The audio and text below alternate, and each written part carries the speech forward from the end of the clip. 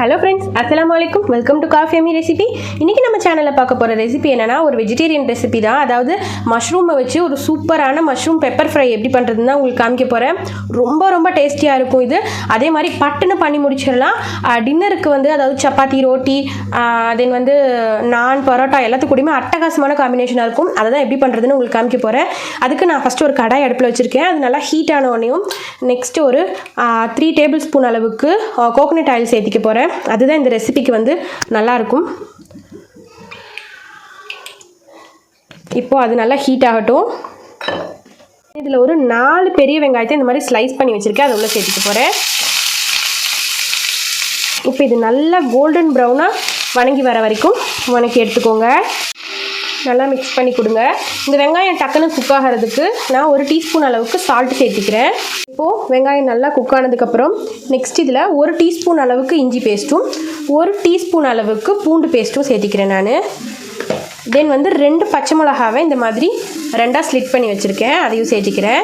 சேர்த்திட்டு பச்சை வாசனை போகிற வரைக்கும் வணக்கி விட்டுடலாம். நெக்ஸ்ட் இதில் நான் வந்து 2 கேப்சிகமாக கட் பண்ணி வச்சுருக்கேன்.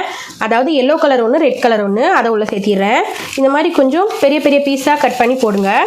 அப்போது அந்த பெப்பரில் வறுத்து சாப்பிடும் போது டேஸ்ட் அட்டகாசமாக இருக்கும். அதனால் இது வந்து உடம்புக்கும் கண்ணுக்கு எந்த அளவுக்கு பார்க்குறதுக்கு உங்களுக்கு அழகாக இருக்கோ அந்த அளவுக்கு இந்த மாதிரி கலர் வெஜிடபிள்ஸ் உங்களோட ஃபுட்டில் சேர்த்துக்கிட்டிங்கன்னா உடம்புக்கும் ரொம்ப ரொம்ப நல்லது. சப்போஸ் உங்கள் வீட்டில் டயபெட்டிக் பேஷண்ட் இருக்காங்க அப்படின்னா நீங்கள் இந்த மாதிரி கலராக காய்கறி செஞ்சு கொடுங்க. அது ரொம்ப ரொம்ப உடம்புக்கு நல்லது, குழந்தைங்களுக்கும் நல்லது. நெக்ஸ்ட்டு இதில் 250 கிராம் அளவுக்கு நான் மஷ்ரூமை கட் பண்ணி வச்சுருக்கேன்.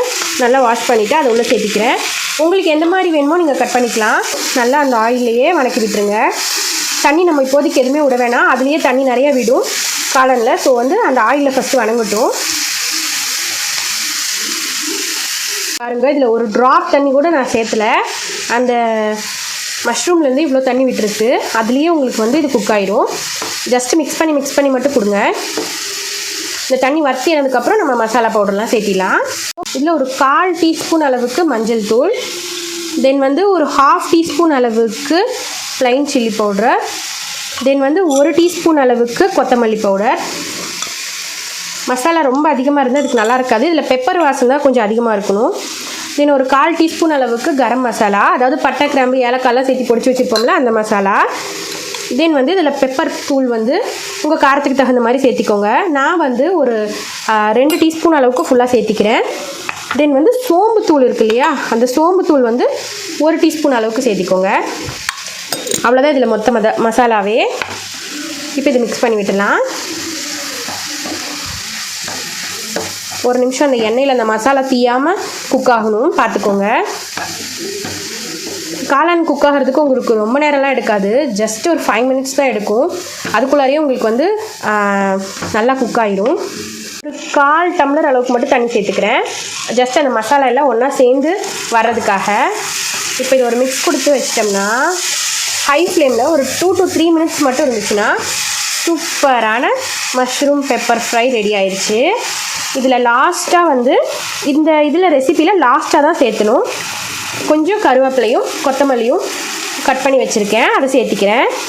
சேர்த்திட்டு இப்போ ஒரு 2 மினிட்ஸ் இதை வணக்கிட்டு நம்ம எடுத்துடலாம். அவ்வளோதான். மனம் அப்படி ஒரு மனமாக இருக்குங்க, சூப்பராக இருக்கும். இந்த கிளைமேட்டுக்கு ஏற்ற கிரேவி. ஸோ கண்டிப்பாக எல்லோரும் ட்ரை பண்ணுங்கள். இப்போது நம்ம சர்வ் பண்ணிடலாம்.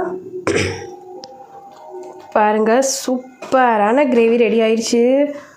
அவ்வளோ டேஸ்ட்டாக இருக்கும். கண்டிப்பாக ட்ரை பண்ணுங்கள். பார்க்கவே எவ்வளோ யம்மியாக இருக்குது பாருங்கள். அவ்வளோ டேஸ்ட்டாக இருக்கும். பாருங்கள், மணக்க சூப்பராக கிரேவி ரெடி ஆயிடுச்சு. பார்க்கும் போதே உங்களுக்கு தெரியும் எவ்வளோ யம்மியாக இருக்குன்னு. அட்டகாசமாக இருக்கும். உங்களுக்கு இன்னும் கொஞ்சம் இது நான் கொஞ்சம் ட்ரையாக பண்ணியிருக்கேன். இன்னும் கொஞ்சம் கிரேவியாக வேணும்னா ஏற்கனவே என்னோடய சேனலில் நான் மஷ்ரூம் கிரேவி ஒன்று அப்லோட் பண்ணியிருக்கேன். வேணும்னா நீங்கள் அதை செக் பண்ணி பாருங்கள். இது வந்து அட்டகாசமாக இருக்கும். சப்போஸ் உங்களுக்கு கோல்டு ஏதாவது இருக்குன்னா கூட இதை சாப்பிட்டிங்கன்னா ரொம்ப நல்லது. டேஸ்ட்டும் சரி, ஹெல்த் வைஸும் சரி, இது அருமையான ரெசிபி. ஸோ கண்டிப்பாக ட்ரை பண்ணி பாருங்கள். ட்ரை பண்ணி பார்த்துட்டு எப்படி இருக்குன்னு சொல்லி லைக் பண்ணுங்கள், ஷேர் பண்ணுங்கள், கமெண்ட் பண்ணுங்கள். என் சேனல் பிடிச்சிருந்தா சப்ஸ்கிரைப் பண்ணுங்கள், பிடிக்கலனாலும் சப்ஸ்கிரைப் பண்ணுங்கள். என்னை இன்ஸ்டாவில் ஃபாலோ பண்ணுங்கள். அடுத்த ஒரு யம்மியான ரெசிபியில் நான் மறுபடியும் உங்களை மீட் பண்ணுறது வரைக்கும் பாய்.